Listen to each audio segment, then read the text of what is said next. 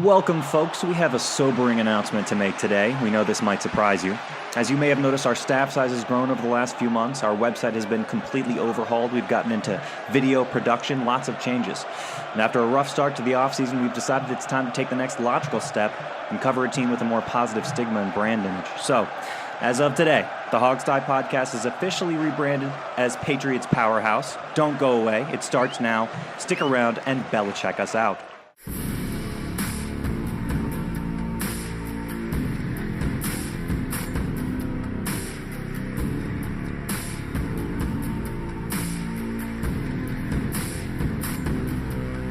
Welcome to the Hogstye with your crew, Adam Taraski, Alex Zeese, Sean Conti, and Steve Thomas.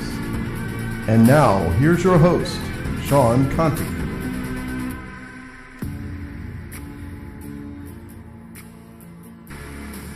Got it there. And we're back in 3, 2, 1. And we're back. Guys, you know there's one person that believed that out there. One person was like, what the fuck? Yeah. I was wondering whether you were serious myself. Do I need to get Tom Brady notes out or what?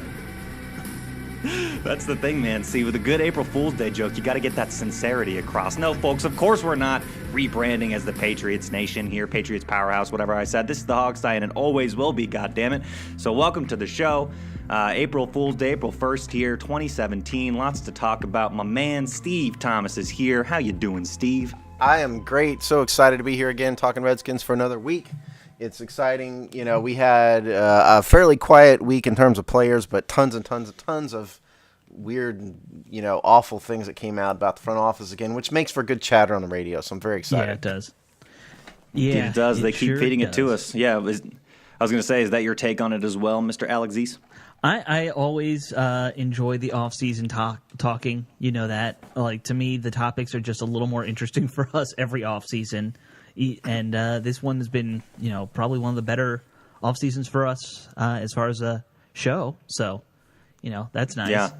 Yeah, seriously, though, there's only been a couple, so yeah, it's not a hard. We haven't been doing this for a decade yet.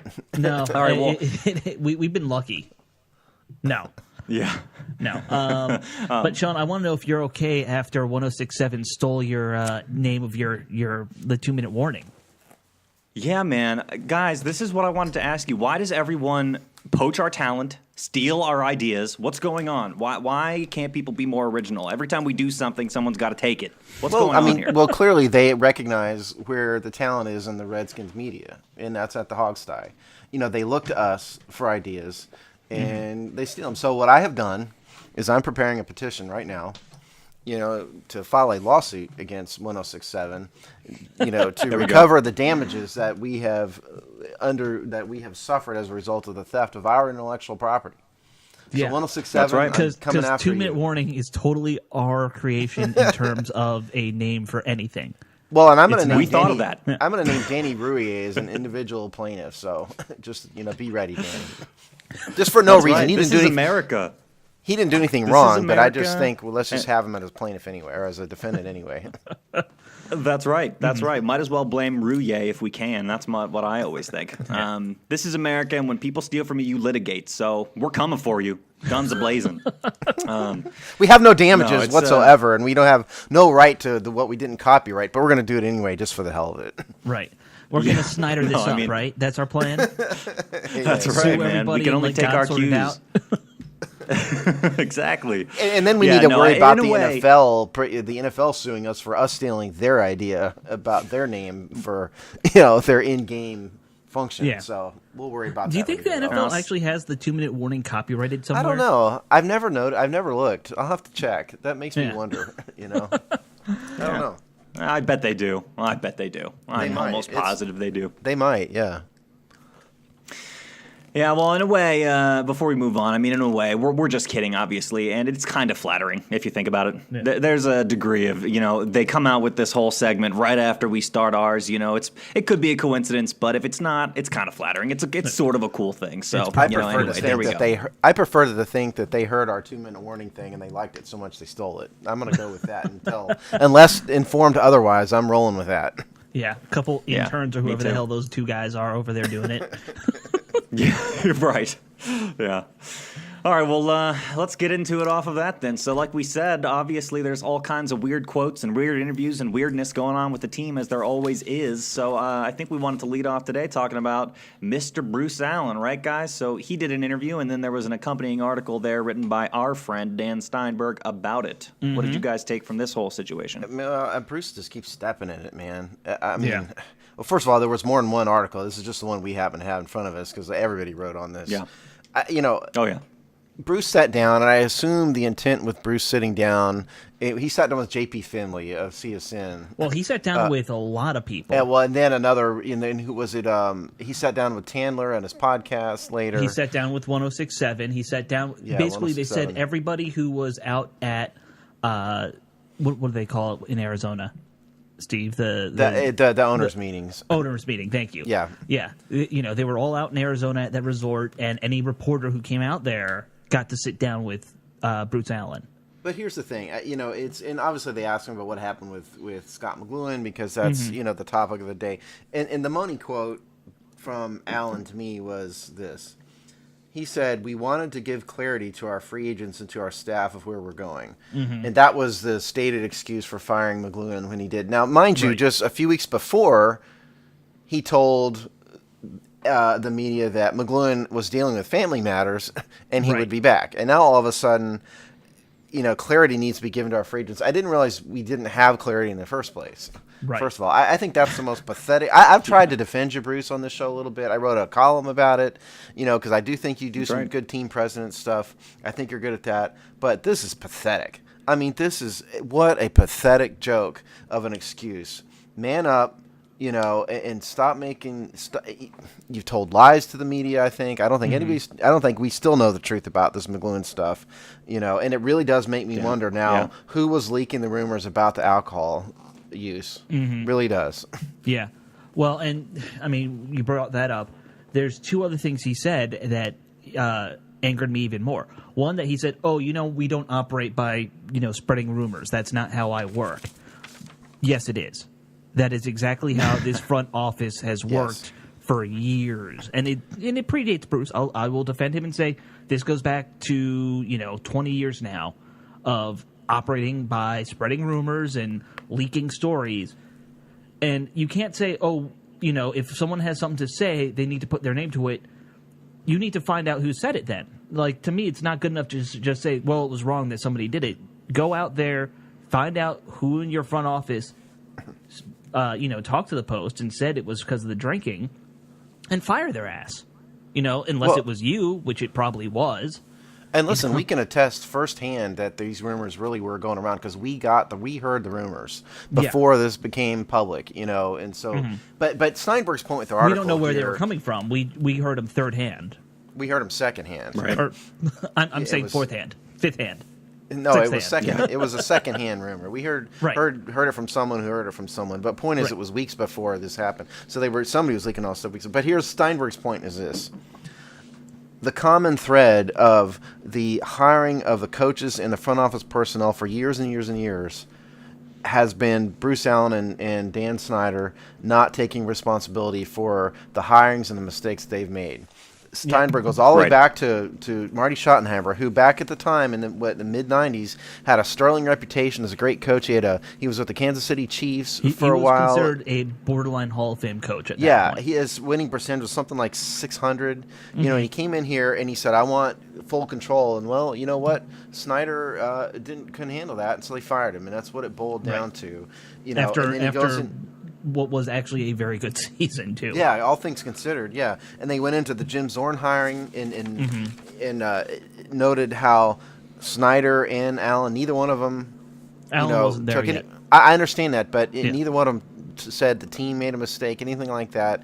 They made it clear, both again before Bruce and after Bruce, that basically Zorn wasn't qualified. It's never anybody's fault, but the people below them. And I think that is what, and here we have this McLuhan thing.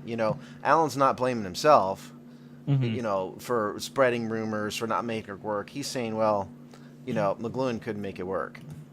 It's Yeah. never about Bruce Yeah. Allen, and that's and what Steinberg's saying to me. Another thing that he said that kind of got to me was how he also tried to shift blame a little bit and said, "Oh well, Dan and Jay never worked with Scott. They didn't know Scott, and that's why." Like he was kind of saying that's why it didn't work out was they didn't know how he operated. And does anyone Such a think hollow that, excuse. does anyone here think that Dan Snyder actually cared? I just get this feeling he's completely out of the loop on that. And from what we've been hearing, it sounds like Jay had a good relationship with Scott. So, Yeah, that's a whole other angle about it. Yeah, we need to talk about too. I don't know. I think my whole take on this thing is that look, because it's not like Bruce Allen is saying anything that's that different than another team president, I think, would say in this kind of situation in terms of like deflecting blame away. I mean, that's what they all do. It's not like you ever hear one come out and say, "Oh yeah, I fucked this up, and then I fucked this up, and then I fucked this up, and then most recently I fucked this up." Nobody says that. Obviously, it's just the problem that it's ringing particularly hollow because of this long history of just constant screw-ups and decisions that make no sense and naturally are going to lead to this place. That's the other thing Steinberg says, right?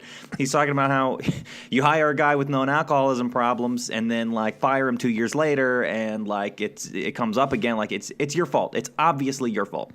Well, let's talk about the alcohol thing, because one thing Bruce didn't say in all these interviews that happened this week was he did not say, I'm so sorry these rumors about, Scott's personal problems came out. He's not an alcoholic. He wasn't drinking on the job. He didn't make any effort to discourage the rumors. He didn't make any effort to apologize, on behalf of the organization for trashing this man's reputation. No. Even if he did have an alcohol problem, I think it's abhorrent for an organization to leak information under the table about his drinking. That's not the way you do that, particularly for a senior executive. You just say, you make sure nobody says anything, and all you say is, we had a mutual, we had different visions about the organization. We mutually decided to part ways and let him go. That's what you should have said. It's not just abhorrent, it's Exactly. in most places it might be it's criminal. illegal. It may be. Yeah. It may be slander. There may be. I don't know what his contract says. There may be provisions in his contract about that. But I mean, you could argue it's slander, defamation of character. Well, there were a lot of articles about that too this week. I don't know if you guys saw, but there were a bunch of articles that came out like, does Scott McLuhan have grounds to sue the Redskins, et cetera, et cetera. And it was all kind of, it was people are bored and they need something to write about. But I think it's an interesting, if it's completely falsified information that's getting leaked and cost someone their job. I'll tell you though, it's Scott McLuhan's a public figure. The Washington Post is a newspaper. CNN is a media outlet. It is really, it is really, really hard to make a defamation case. Oh, yeah. For a public figure to make a defamation case against a media outlet, because ultimately none of this stuff really came from the Redskins. Who printed it was the newspapers, and who said it was the media outlets. And it's almost impossible to make a case like that. And the other thing is, if he was drinking, truth is the ultimate defense. And so if he drank at all, it makes his case that much harder. We don't know if he did or he didn't. So I'm not being serious when I say he really has a defamation case, because it'd be such a hard case to make. I don't think the journalists who were writing those articles were serious about it either. Though, there have been some high-profile things in recent, years that do involve periodicals printing information that is not known to be true and is based off very crappy information. They get in trouble for it. So it's not impossible, but this is not an incendiary enough, situation, I think, for it to really pick up that much. Well, there's been a few Hollywood celebrities who've sued some newspapers and some gossip trash mags and won for when they. Well, think about like Rolling Stone though. Think about that Rolling Stone article about the athletes. Yeah, about the athletes. The sexual assault situation. Sorry. The Duke. I'm forgetting. You're talking about the Duke lacrosse team article. Yes. Yeah. Exactly. That's a good There's been example. a lot of these lately. I think that we probably ought to look for, in the next few weeks, we may not hear about it because it's not public NFL information, but I think what you look for is to see if the Redskins and Scott McGlynn reach some sort of settlement, where some sort of resolution as to the contract, because the basic gist of it is that if McGloin did something that's wrong, meaning he breached his contract, then whatever bonus he has, whatever pay structure he has, whatever severance package he has goes away. Whereas if they fire him, then all that stuff is kept. So my guess is that they'll bargain on it and split it somewhere down the middle. We may not hear about it though. Yeah, and now I kind of assumed when they fired him, they would have already have given him that deal. Maybe, I don't know. Who knows? I mean, again, like you said, public. they might not say it, but I would assume, because we've all kind of been in that situation where you've left a job. They usually give you, all right, here's 3 months severance in agreement for you not suing us or something. I know, but you're not. But some who knows? Because the rumors about how it went down are just awful. Yeah. So it's hard to say. Yeah, I mean, I would just actually, kind of an interesting side note, I had a situation similar to that once where I got laid off with a whole rack of other people, and they gave, that was the exact deal, right? It was, you can get severance, but yeah, you have to kind of agree that you're not going to go after us for this. But I then learned that it's very difficult for that to be enforced. You really can't ensure someone can't take legal action against you. It's actually really, really tricky to do that, as I understand it, and I even think if you sign something. it depends on the I don't know if I situation. agree with that. Yeah, I don't know if I agree with that. Yeah, Sean. well, it depends on the situation. I think it totally depends on the It situation. depends on what exactly it depends you on the sign. release of liability, how expansive the release of liability is in the severance documents that you sign. And if it's broad enough, you're going to be boxed in, and you're going to waive every claim. Right, and I think Sean and I are also, because I was in a similar situation too. A nonprofit was like, we can't afford to pay you. Here's 3 months pay, and you're gone. And it was the same. Right. You can't sue us later. Yeah. But that's different from, Nonprofit we're going to too. trash you in the media and say you're a drunk. And see, the thing is, they have plausible Right. deniability about the trashing thing because the team never said it. There's no official source on the record about it. Bruce Allen said, it was family problems, and so they're just going to deny. Yeah, Someone but, would need to come forward with proof of Right. Yeah, them they would need to- doing that. like, if a lawyer pressed Mike Jones to say, hey, who was your source, though? I mean, and this Mike is where it Jones gets would interesting. probably to go me. to the mat over it. I don't know Mike Jones personally. We don't know him on the show, but almost all reporters will go to the mat to protect their sources, and they almost never give them up, even in the face of subpoenas sometimes. Yeah, so I and I doubt the realize that, Post. but- That's right. The Post is the paper of Watergate, for God's sake. Yeah, I know. I mean, the Post, they're not the going Post to give is up a probably source. one of the best papers in the country when it comes They're to never going to protecting give your up sources. their. But They're never going to give up their source. I would wonder if maybe not the Post, but a less reputable reporter would say, "Oh yeah, I know who said it, and it I was bet this you they guy." won't. They never get hired again. Yeah. I think it may be really. I think it'd be Could be. almost impossible for an outlet to give that up. Maybe. And have any credibility. I mean, you're probably right, really, but Now, if they came to the Hogsty, if they just offer us some money, we'll give up every source we have. all yeah. 0 of them. We're for sale. We'll make up some Everything about sources. this is for sale. We'll make up Yeah. some sources. Yeah. If Go you to want. redskins.com, look at the front office, and say it was this guy. Exactly. Yeah, We'll just yeah. throw a Give dart. me 5 minutes in the internet. I'll find you a source. Trust me. Don't even worry Make about it. stuff up. Speaking of Well, all this, though, Yeah, go ahead. I mean, Bruce wasn't the only one to talk to the press this week and say some explosive things. That's right. We had stuff by That's both right. Jay and Scott. I don't know where you guys want to go next. Let's go to Jay. Let's go Let's Jay. You want to go, Jay? yeah, you brought up Jay earlier. I think that's a good place to start. Yeah. I mean, Jay is Mr. Sunshine, so that's good news. There we go. Positivity. Yeah.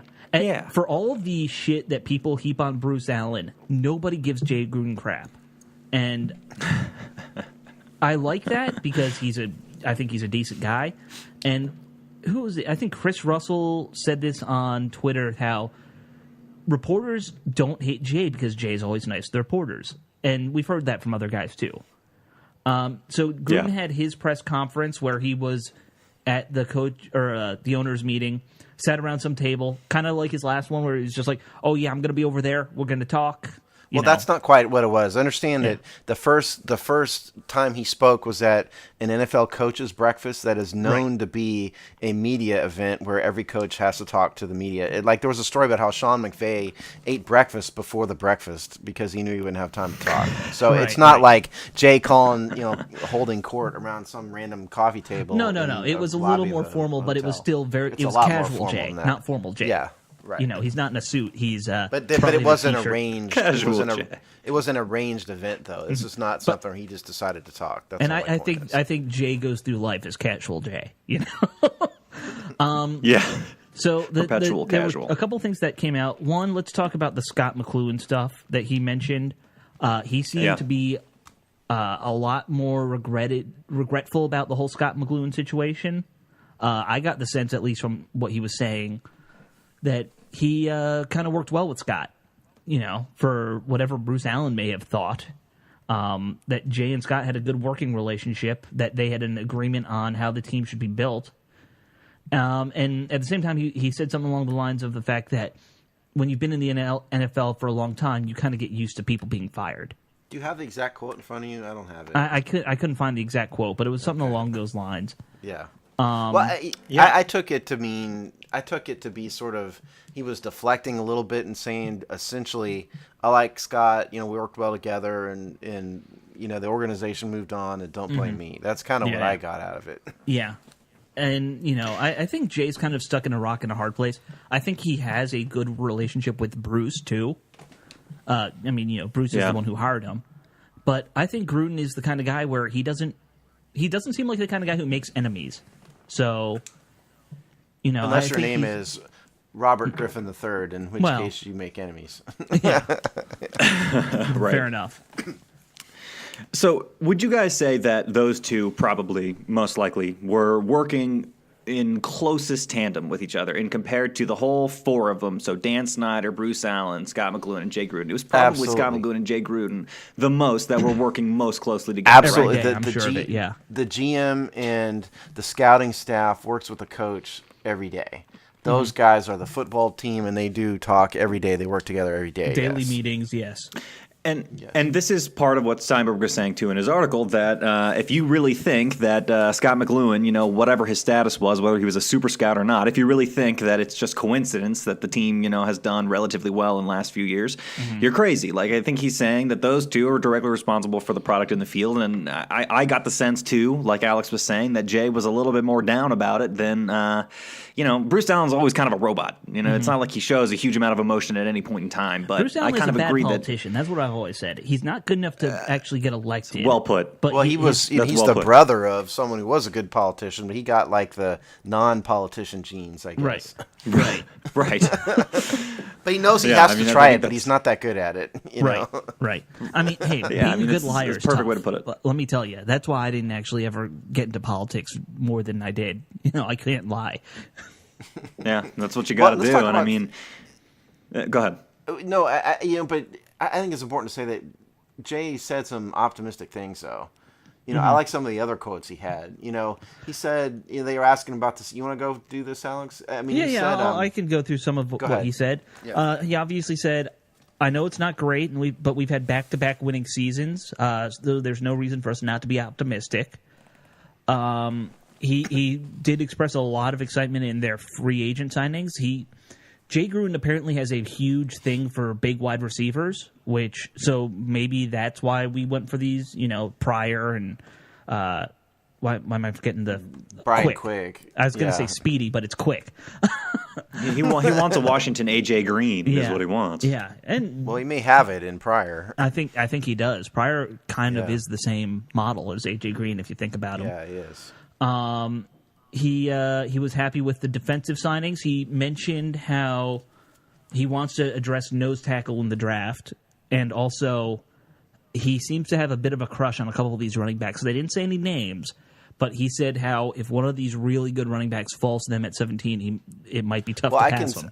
I can say that our own Adam Tarasky and our friend and former colleague Robbie Duncan, I think really both of them think that if Jay has Jay's druthers, that Christian McCaffrey is going to be a Redskin.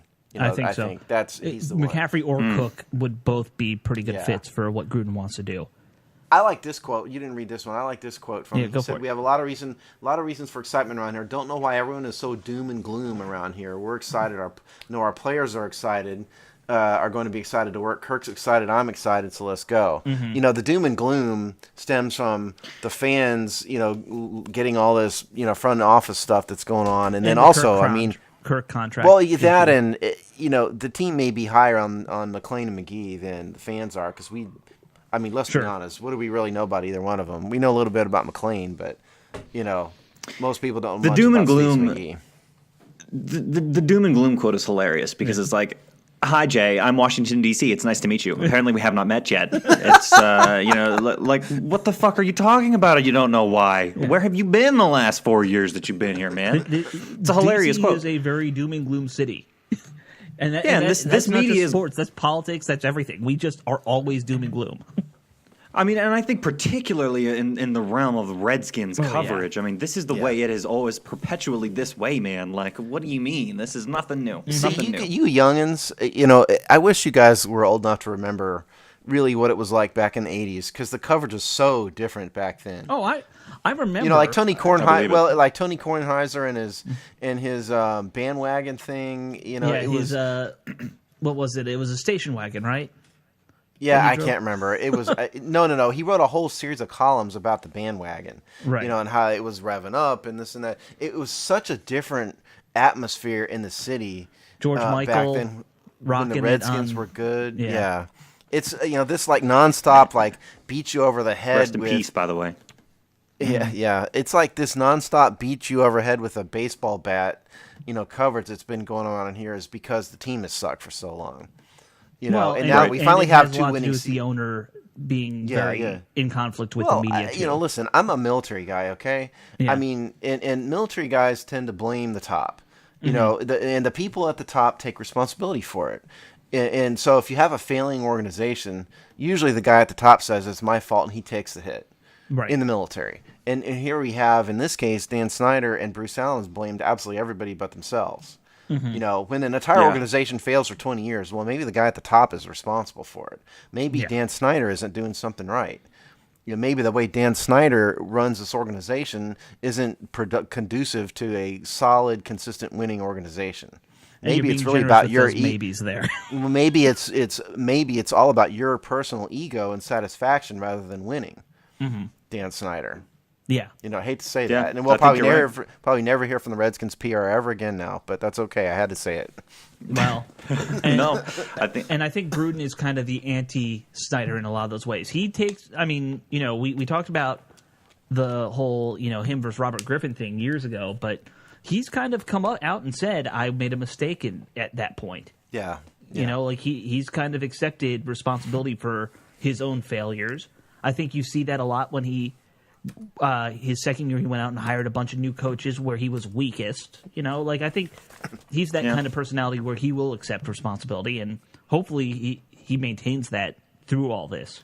Because I think that's going to be tough.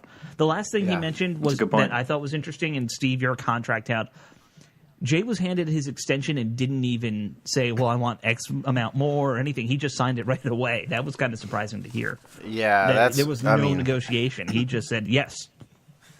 I guess he sees it. Yes, that is very unusual when you're talking about big money contracts and stuff. People just don't do that on a regular basis. And I think he probably just knew that no coach in the Dan Snyder era had ever gotten an extension, and he thought, holy cow, they're giving me an extension, sign it before the man changes his mind. That's probably what was going through. Going through his mind. Yeah, that was. I thought that was pretty funny quote too, because nobody does that kind of thing. No. That's kind of funny. But kind of like that. That said, Jay Gruden, he's got the money now where he doesn't need to worry about him or his kids or anything. So just keep signing those extensions. Why not? I know we want to talk about draft stuff, shortly here. We still have to talk about Michael Robinson's quotes. But by the way, you just mentioned if we do draft, how much of a mistake would it be to take McCaffrey? You guys think? I don't think that's what he I wants. watched the did you guys watch him at the Combine? I watched all the Combine because I just love the Combine. That dude blew me away at the Combine. He Really? was incredible. And I think he was probably the guy out of any position, any player out of any position group.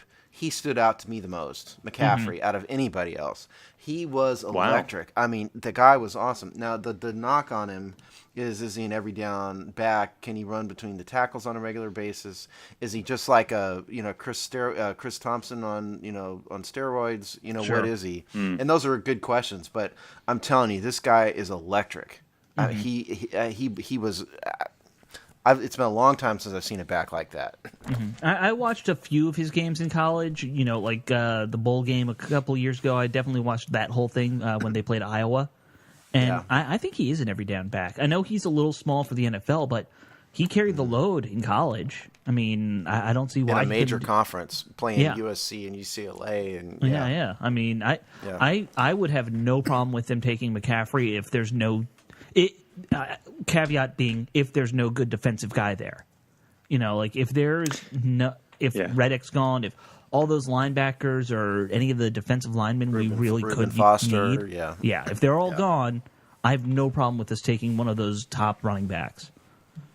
Yeah, I think you just hit the nail on the head. And if they aren't all gone, you go defense first, and then you take Henderson out of Coastal in the 6th, and you're good to go. I knew you were going somewhere with that comment, Sean. It was Coastal. I had to go Coastal. Yep. Yeah. As soon as Alex called attention to the fact that we have another Coastal Carolina rising talent coming to the NFL, I'm fully focused on him now. And Henderson the Redskins are apparently out there scouting him. So that's right. Yeah. See, it could happen. So do we want to talk about this quote that we got through Michael Robinson? Let's go through the last gossip column thing and get it over with. This is Michael Robinson was a former NFL fullback with the Seattle Seahawks. He was there during the time in which Scott McGloin was running the Seahawks, and so he knows McGloin. And now what I am reading here is an article from Bleacher Report that is quoting Michael Phillips, who's the beat writer from the Richmond Times-Dispatch. Right. Phillips is, just to set the context here, Phillips is quoting Robinson, is transcribing Michael Robinson's comments to Fox Sports 910. Yeah, Robinson basically did an interview. And this on is the a game radio. of telephone. Yeah, and this is Robinson did an interview on the radio, and Bleacher Report is quoting Michael Phillips just to set the stage. So here it is. And I think Steinberg also started transcribing it and then flipped out when he saw that the Richmond Times-Dispatch beat him to it. It was pretty funny. Yeah. And so this is the idea here is that Robinson is talking about what Scott McGloin told him about his firing, okay? This is what he said. He knew the players loved him, and he started feeling the hate from Bruce Allen right around, well, he's been feeling it, but when they didn't let him there's a line missing there, but when they didn't let him talk at the combine, that was his last straw, and he knew that he was on his way out. He said it was after a draft meeting after the combine. Bruce called him up to his office and was like, nobody likes you in this building. Nobody wants you here. And Scott was like, well, I guess I'm out of here. And just for the record, I think I butchered some of that because the printer thing I printed skipped a line. Well, but you get I think also when I read the quote, there were some punctuation questions, and whenever you're quoting somebody talking on the radio, you realize how poor everyone's grammar is these days when they're speaking. Yeah. But this is what Bleacher Report wrote minus the about 5 words I butchered. So but the money shot here is did Bruce Allen really tell Scott McGloin that nobody likes you, nobody wants you? Man, if that is true, I think that that's kind of the death knell for me in terms of me being able to support Bruce anymore. I mean, how can you possibly tell someone that? I mean, look, it's obviously not like that conversation is clearly paraphrased. That's someone who's got like a personal relationship and they're talking about it. It would be hilarious if the conversation was literally like that. He walked in and Bruce just said, "No one likes you, no one wants you," and he said, "I guess I'm out of here." When you're in middle school, yeah, that would be that would be great, though. I mean, I would love that. But obviously, it was probably more like Bruce said, Scott, we just haven't felt like you've promoted good synergy with the rest of the staff here. It was obviously a very. Exactly. Nobody loves you. I remember in middle school one of my friends asking me, "Hey, go find out if that girl likes me." And then I had to go and she comes back. No one likes you. My friend. This was before puberty. So right. Well, the other thing out of this article, we all remember those days. Yeah, the other thing here out of this article is that Robinson said McGloin told him that he doesn't have an issue drinking right now. So that is McGloin secondhand denying that he has a drinking problem. So Right. take that for what you will. Yeah, It's a bad guys, quote. If it's I even don't. any, so go ahead, Sean. I'm sorry. Well, I was just gonna say I'm at the point now that I really think alcohol had absolutely nothing to do with it. I don't need Scott to say that. I really don't believe that had anything to do with it at all at this point. I believe he still drinks some. Maybe he even is still technically an alcoholic, in some ways. But I don't really think that factored in. Some variation of it being an alcoholic. Well, you're always yeah. an alcoholic. It's whether you're Exactly. a recovering alcoholic or not. They're Well, always no, but alcoholics. there are Exactly. different kinds of alcoholics. Like there's the functioning, the non-functioning, the bum. There's. It's not so simple as either a yes or no. There's ranges, and he might be somewhere on that spectrum for sure. I mean, I don't know where. Yeah. Oh, exactly. And that's exactly what I mean. I think you took the words right out of my mouth better than I was going to say it, which is that I think he still he still does it. I just don't think it really factored into the situation at all. So I'm not surprised to hear him deny it to Robinson. Mm-hmm. I believe him, frankly. I believe that. Yeah. I just hope that Michael Robinson has it wrong, because I think it really, if it's anything close, and Sean, you're probably right. I mean, it probably is a paraphrase thing, but if it's anywhere close to what Robinson said, that really makes Bruce Allen look just awful. Oh, really bad. Yeah, it does. Here's how I kind of look at this situation. I tend to believe that story a lot because, and Steve, you have 2 kids. If your 2 kids came to you and one of them said, he hit me. He punched me, and you see he's got a black eye. Who are you going to believe? The other one's going to deny it all he likes. Put. But we're in a situation where the black guy is Scott McCloughan got fired for weird reasons.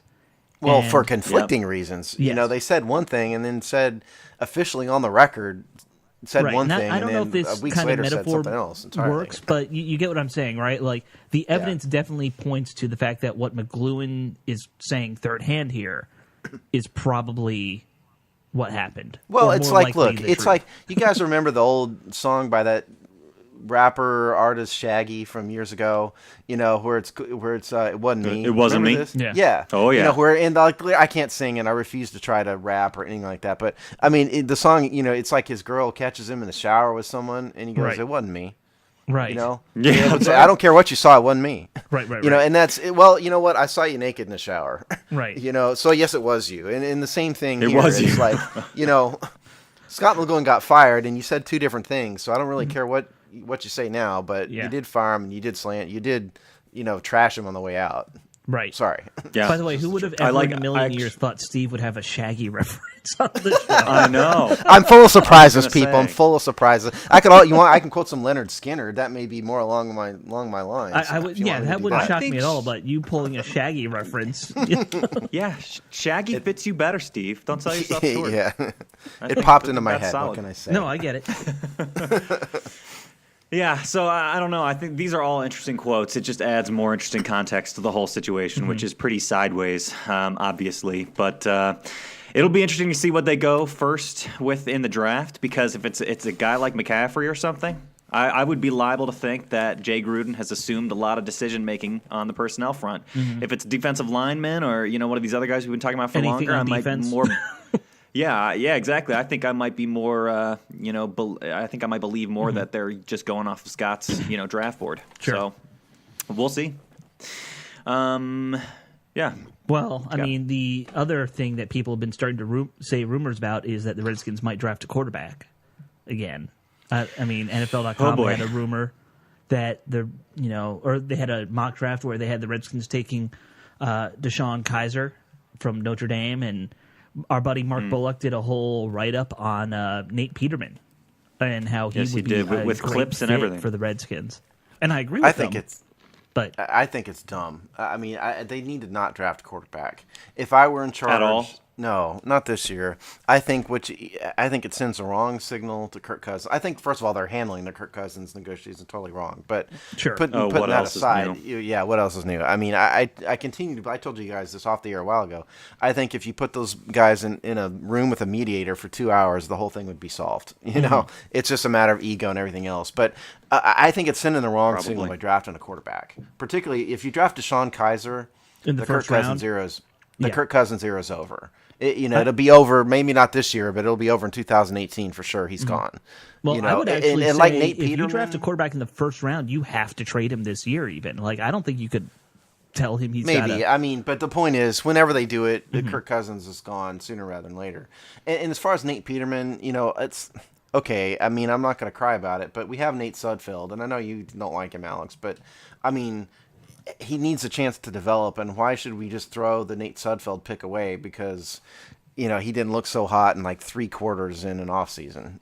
I just let's use a pick on something else and see if give him Sudfeld another year. That's all my point is.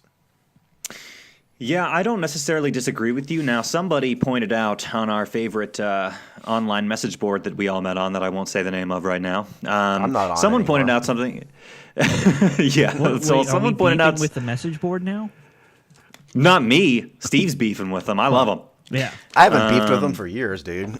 Sorry. No, I know, but someone said something interesting the other day, which was that you shouldn't necessarily stop drafting quarterbacks because take a look at what teams like Seattle do, which is they frequently keep something like 4 quarterbacks on the roster at all times, so that they can just use them as trade bait. Right. I know that one of those quarterbacks in recent years was like Tenard Jackson or whatever. So this is not a marquee player in any way, but this is I think another way to look at it is draft a quarterback.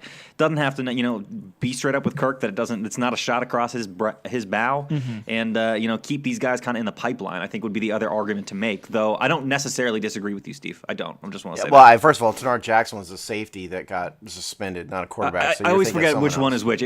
I always get Tenard and Tavares mixed up. Yeah, Tavares Jackson is who you're thinking of. But yeah. I mean, I get it. Believe me, I get it. I just think that we're basically at a crisis level situation talent-wise on the defense. It's a crisis. Sure. Yeah. To me, it is. They have a severe lack of talent, and I think they really DEFCON need to fucking focus 5. on. Yeah, they need to focus on drafting defense this year. We will be fine at quarterback for another year. Draft somebody next year, and like I said, maybe Nate Sudfeld will prove to be a worthy number 2 guy. And in which case, great. You're okay though with taking McCaffrey though. No, I didn't say that. I didn't say I was okay with it. I said that he blew me away at the combine. I would definitely not draft him. We need defense. Somebody with a D behind their name needs to be drafted by the Redskins in the first 2 rounds, by my case. I don't care who it is. Yeah. Somebody who's a defensive player needs to be drafted in rounds 1 and 2. I would love him, McCaffrey, but I wouldn't draft him here. No. Yeah, I think you're right about that. I mean, I'm not a Sudfeld fan. You saw that he was working out with Kirk and John Gruden in Florida, and Pryor and Doxson and Crowder. They're all working out together. That's right. Which, I mean, even though I'm not a fan, I like that he's putting in the right work. And, we got the winter Gruden, summer Gruden thing going on. It's I love that quote. That's so great. Yeah. We have winter Gruden and we have summer Gruden. Yeah. That's awesome. Yeah. Well, it's like who else, if you play for Jay Gruden and the CBA prevents you from talking to Jay Gruden until April. Right. who else on the face of the earth is better to work with but his older brother? Right. His older brother who won a Super Bowl and is a pretty damn good quarterbacks coach. Yeah. And his older brother who just calls him and says, "Hey, what do you think about this route?" That's their family conversation every realistically, I mean, John has Jay's playbook and they're working out of Jay's playbook. That's what I was going to ask. How much cheating do you think goes on in those situations in terms of feeding information or kind of like we said earlier, playing a game of telephone? They're brothers, of course it is. Yeah. Well, remember back Probably when the a lot, strike happened before 2011, and the players got together on their own, to practice, and mysteriously London Fletcher had the defensive playbook somehow, and the players are saying somehow London had it. I don't know how he got it. Well, it's obviously because London Mike just Shanahan held on to gave it him over the playbook. offseason. Yeah, That's right. Yeah. Yeah. Well, So it's better than how Tom Brady's always working out with Phil Belichick. It's at least this way we have Phil Belichick is just Bill Belichick in a glasses and a fake mustache. Exactly. Tom Brady doesn't seem to do much of anything except hang out with Giselle on a beach during the off season. Yeah, super. I can't say I blame him. That's understandable. Yeah, I can't blame him. Yeah. Yeah, that's fair. Yeah. That's the one decision Tom Brady makes that I can't criticize at all. You don't see Tom Brady getting players together in Phoenix or somewhere. He's too busy frolicking with Giselle in the surf. I think he does, though. I think they just keep it very low profile. I mean, there's no way he's not doing stuff. He's Maybe. doing something. Yeah, I'm sure he is. I mean, He's he's the one greatest of the greatest quarterback of all quarterbacks time. ever. He's doing something. Yeah. Well, he's one of them at least. Yeah. Real quick, Whatever it is, he's doing it in Uggs. Sorry, go ahead. Whatever it is, he's doing it well. Whatever he's doing. Can I real quick give a real quick salary cap update because I forgot Yes, to do it go last ahead. week. We're not going to get into detail, but after the Brian Quick signing, Quick got a 1-year deal, $885,000 total value, $775,000 cap hit.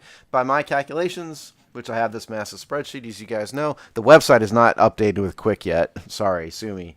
But we're at a smidgen. Don't actually sue us. Yeah. Yeah, well, please don't, because we don't have any money. You can do it if you want, but you won't get anything out of us. Yeah, joke's on you. But anyway, our salary cap number right now, as of today, is at a smidgen over $15 million. And if you toss the rookie pool into that brings us down to about $7.5 million in realistic free space if you count the rookies. So we can sign another, and that's before we cut anybody too. So I mean, we have space to sign another free agent or two, and still be in very comfortable cap space. So that's the salary cap. Well, so do we want to talk about some defensive linemen today, guys? Sure. We're coming up on the hour, but we got some time left. So our colleague Adam Tarashki, the one and only, has been writing up these draft preview series on position groups. So maybe we can lead off like I said with the defensive line today. What are you guys thinking? Yeah, let's do it.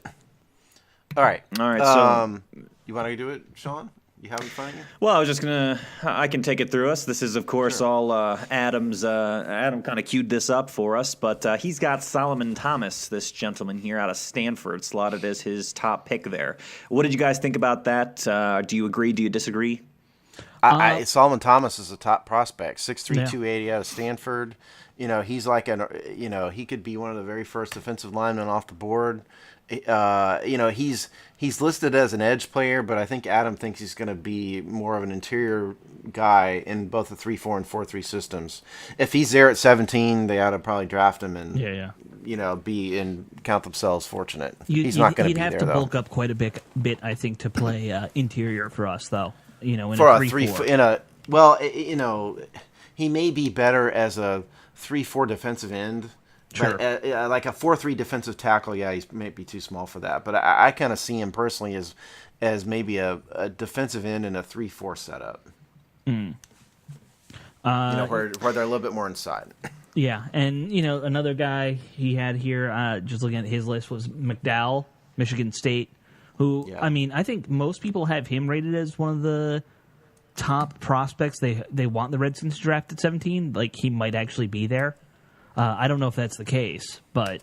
Well, I'll tell you this, that Malik McDowell put a shotgun to his foot and pulled the trigger at the combine. Okay, Yeah. and this is why people are down on Malik McDowell, is that he apparently was one of the very worst in the interview room out of anybody.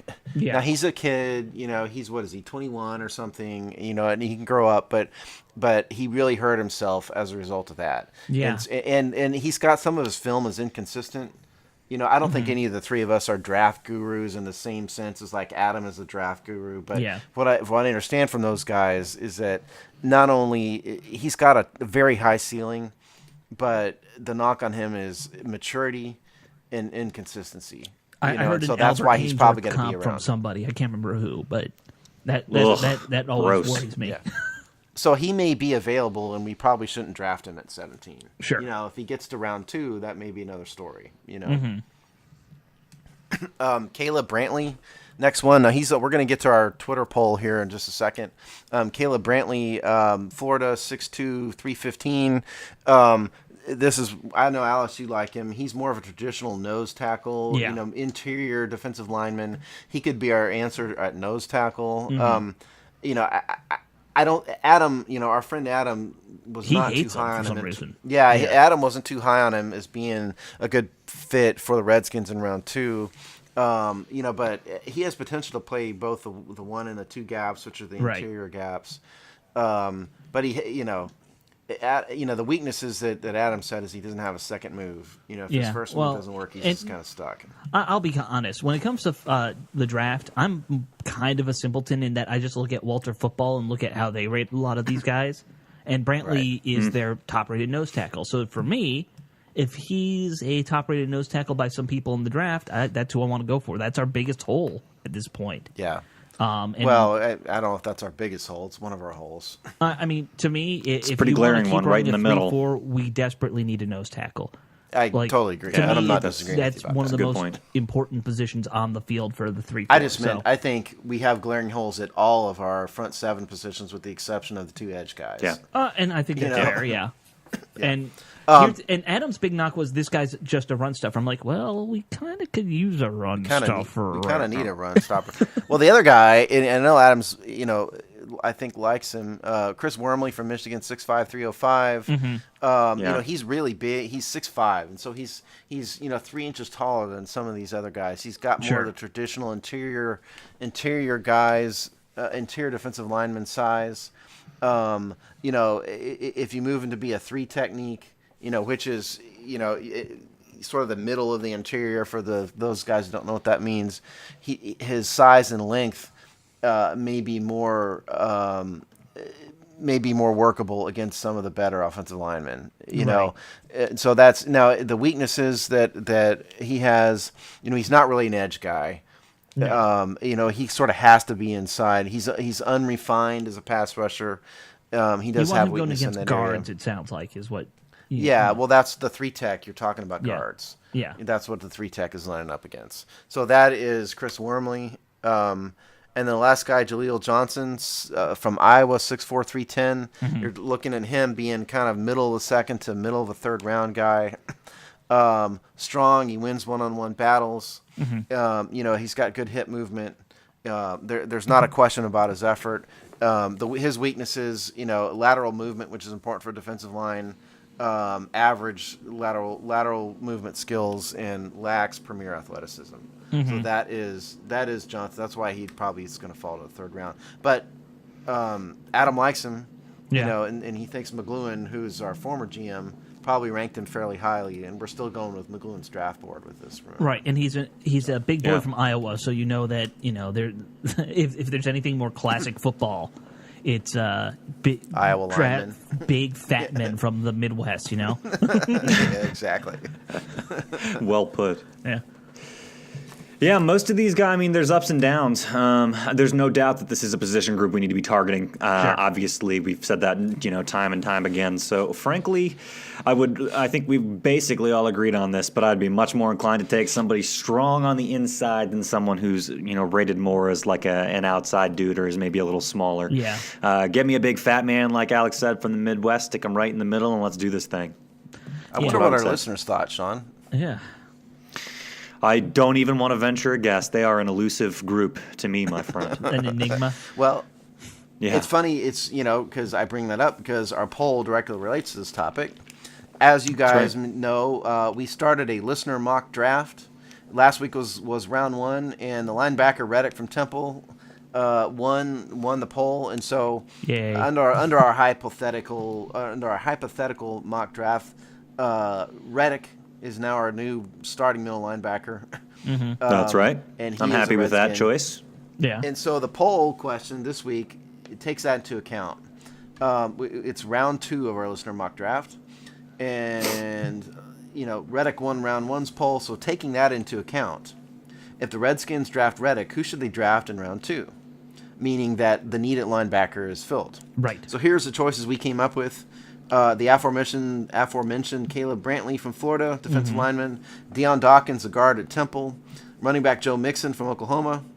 And defensive lineman Chris Wormley from Michigan, the aforementioned Chris Wormley. So the 2 new guys here are Dawkins and Mixon. Right. Dawkins, all the draft guys, our colleague Robbie Duncan loves him. Adam loves him.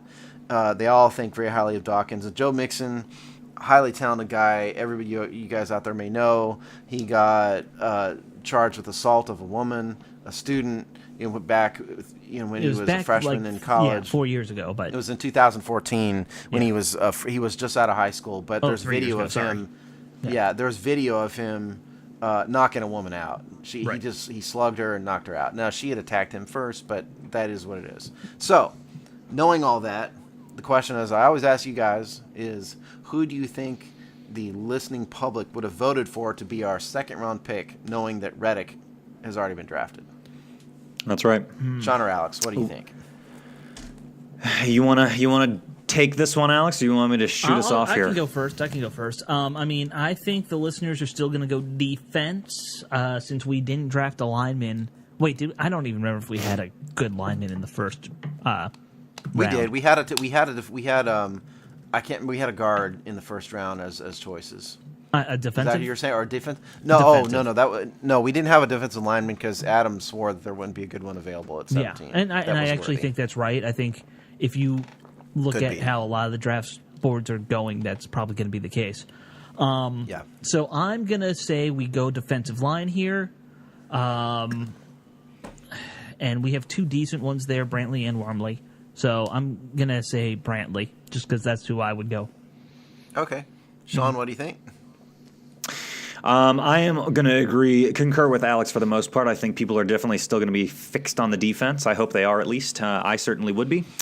I'm going to say Wormley, only because I've heard his name a lot more. I think he's been linked to McLuhan supposedly a lot more, and I like Adam's sort of rating of him as well.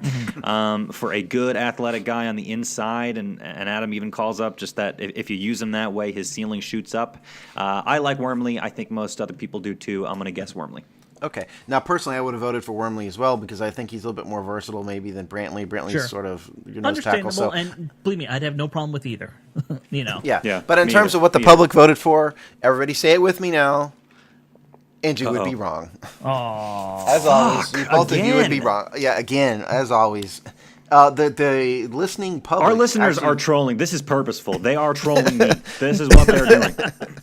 They're trying to see what would Sean not pick. No, the listeners. It was right. a very close poll this time, actually. But our listeners, by a vote of 34%, voted to draft Joe Mixon, which I can honestly say I was a little surprised by that. yeah, a little surprising. Mixon, the Brantley running and back. Wormley actually tied at 31% each. So And this was then, razor close. Okay. It sounds like. Yeah, it was. Deion Dawkins got no love whatsoever. He only got 4% of the vote. Yeah. But yeah, this went back and forth. You know, if we do this. This is a 32-hour poll. The way we set it up, Thursday morning to Friday. You know, sort of quitting Midday. time. Yeah. Yeah, so I can print the thing at work before I leave, mainly. But anyway, it went back and forth, but Mixon won. Now, Mixon is a controversial guy, as we know. I'm just curious, Yeah. do you guys have a problem? Forget he's a very talented guy, and you put the off-field stuff aside, a guy named like Joe Mixon available in the second round is tremendous value, okay? Sure. But are you guys bothered by the controversy surrounding Joe Mixon? Would you draft him knowing that? I have not seen this video. In fact, I'm not exactly 100% clear on the details of what happened. So Want a little I got bit to of say, detail? Let me just tell you before you yeah, go. Let me give tell a you little bit of context. Yeah, Okay. Yeah. This was not a domestic violence incident. This woman that he hit was not in a relationship with her. He didn't know her. This happened in a public place, like a restaurant, I think, or deli or something. Don't quote me on that. But she mouthed off to him, and then she sort of tried to attack him first, and so he turned around and hit her, knocked her out. I'm going to She fell cheat the and ground. actually Wait, kind I- of watch this video because I never actually saw it either. But it's important to note that it's not I'm sorry. domestic violence. I actually have to back up. I have seen this video. I'm sorry. I didn't realize that was Mixon. Okay. Yeah, that was Mixon. Gotcha. So what do you think? You know what? This is because if you watch that thing, he decks her. I mean, he hits her real hard. It's not a little shove. It's not proportional to what she's doing, Not though I agree. open-handed. She's No, it's it's not Ray open-handed Rice. slap. It's Ray Rice. Yeah, it's exactly. That's exactly what I was going to say, Steve. It's very reminiscent of the Ray Rice situation in a lot of ways. Yeah. She is definitely creating a lot of the problem, creating a lot of the confrontation. I don't disagree with that, but he just lets her have it. Yeah, I think it does bother me a little bit. What would it be enough for me to not take him if he's the best option there in the second round? And some people, let's just say, some people do say he's probably the best running back in the draft. He just Adam dropped- Drasky says he's the best running back in Well, the draft, but but I do he- trust Adam about that. He's not I the see only one that guys from says that. NFL.com and ESPN Yeah. saying that too. A lot of people say Mixon is the most complete, and best, most talented back in the Right. draft. Most of them, Here's what I'd dare say most of them probably say it. Then this is what I would say. I know that that's going to hurt his draft stock enough to keep him out. Even best running back, period. That's going to hurt him enough to drop him out of the first round. Probably even the second, too, maybe. Mm-hmm. At that point, I'd be okay taking him. Before that, I wouldn't do it as a matter of principle. I don't want to be that team that drafts this guy quickly. The next Greg Hardy, basically. Alex, what do you think? I kind of am with you because, and I don't want to sound like I'm being high and mighty, but we're not a good enough team PR staff wise to smooth that over. That's so true. This over the right way, and there is a way to do that. You know, there are a lot of, let's be honest, there are a lot of shitty NFL players out there who, and when I say shitty, they're good players, but they are terrible human beings. Yes. There's probably more out there than we would like to admit. Probably yes. And certain teams can take those players, and I think of the Patriots are the great example. They take bad players, clean them up, get them in a right state of mind off the field, and that's how they win Super Bowls all the time. Look at LeGarrette Blount. Right. That's but not then to compare, you look at Aaron Hernandez, Blunt did with Mixon or anything like that. But they do that all the time. Yeah, Blunt knocked a man out, and Mixon knocked a woman out. Right, big difference. And there's a big difference there. Can you imagine what Bruce Allen would say if we took this guy? Can you imagine his press conference? God. He'd be like, "Well, he won the fight. At least, so he's a competitor, and he's got the heart of a champion. He was winning off the field. Right. He won very clearly that confrontation. There's no doubt. I was curious, and we're going to go over some of the comments, some of the listener comments to the poll itself. But I was curious. I saw as of like Friday morning, because I re-forward these polls, and so I kind of pay attention to it. I saw that Mixon was probably going to win, and so I was curious what the people thought because they're voting for him, right? And so I put a separate, but nobody was commenting specifically on Mixon in relation to the poll. So I threw a separate comment out there open to the generally, and said, "Does anyone have issues with the Redskins drafting Mixon in round 2 if available, given his assault of the female students?" Ethical issues, basically. Yeah, and I got a whole bunch of comments back, and I'm going to read a couple, but as a general rule here, most of the men who responded, or at least who are claiming to be men on Twitter, didn't have a problem with it in one way or another. Jamal, from Hogsty fame, weighed in, said he didn't have a problem with it. Most of the people who are the guys said they didn't weigh in. 2 women weighed in, okay? And one of them, whose name I can't find on here, said, "Hell no, don't draft him." And I'm assuming it's because of the assault, And the other one was a good comment, I thought. It was from somebody named Hillary, who is at Hillary Banks, who is, taking a, Fresh Prince of Bel-Air reference there, obviously. Oh. Yeah, that's nice what reference. Nice callback. And her initial response was a little GIF, that said pause. And I wrote back and said, "Well, what do you mean by pause exactly? Are you saying don't draft them? Are you saying think about it? What are you saying?" And here's what she said. She said, "Do their due diligence first and be very meticulous about it too. Everyone makes mistakes, but not everyone learns from them either." So this is an example of a female here who sees this and said, "Yeah, he knocked a female out, but if he's learned from it, I guess she's willing to have him on the Redskins." Whereas the other woman that responded just said, "Hell no, period, don't. It's done." And so I was really most curious about the female opinion of it, given given what he did, and so I thought that from Hillary, whoever you are out there, I thought that was a very good comment. Thanks for sending that in. Requires threading a very hard PR needle on the Redskins' part if they were to do it, right? Like I think that's pretty universal. That and I don't think the Redskins can't thread a thread through a needle the size of the garage. When it comes to PR sometimes. So it's not good. A couple more comments. I don't disagree with what she's saying there, though. I think that's actually a really good comment because I think she's hitting the heart of it, and she's saying, people can have second chances. You got to determine whether or not they've really learned from their mistakes or not. And I think that's a pretty level-headed comment. It's just probably the wrong move for the team. It's a very good comment, yeah. I agree with that. It is, and I kind of agree with her. I mean, because I think if you sit down with a guy and he really convinces you that, gosh, I wish I hadn't done that. I really learned my lesson, and you believe him. Well, then I think he does deserve a second chance. But if he's just an arrogant, piece of crap still about it, then don't draft him. Let somebody else deal with him. So I think she's actually dead on, exactly right. And there was one more comment I'll read about this from Aaron White. at ChiliCom, who is a frequent commenter with us on Twitter. Sure. He said, I'm less hesitant after watching the video than I was before, to be honest. Hate to say it, but if it hadn't been a woman, nobody would blink at this. He didn't have to slug her, but anyone expecting him to do nothing in that situation is being unreasonable. And so that was, I thought, a fairly good comment. If a guy got in a fight with a guy in a bar, okay, but it wouldn't have been a big deal. It was the fact that it was a woman, which we all disagree with, and it's a horrible thing. Right. That's what he was saying. You can say if, but it's a woman. In the end, Yeah, you don't put your hands is. on a woman. That's, I don't know how you guys were raised, but I was taught that, from birth. And I agree with that too. It really comes down to, I think, proportional response, because that's the real problem with it. If he had shoved her away, I think that's completely understandable, because that's what she's doing to him. If you're getting attacked by someone, defend yourself, but it didn't need to be a full-on, right cross to the face that sent this girl sprawling, just like Ray Rice threw. Didn't have to be that. That's the real problem. It's one thing from defending yourself from a woman attacking you and knocking her out. Right. I think Exactly. everyone would There's be a difference. justified in grabbing her arms or something, stopping her Right. from hitting you, I think is okay. Right. But hitting her back and knocking her out when you're a big, tough football player and she's, 5'4", or whatever tall this woman was, there's no Exactly. excuse for that. But as this Hillary person said, if you learn from it, and you've grown up, and because he was 19 when this happened. You Sure. guys got to remember this.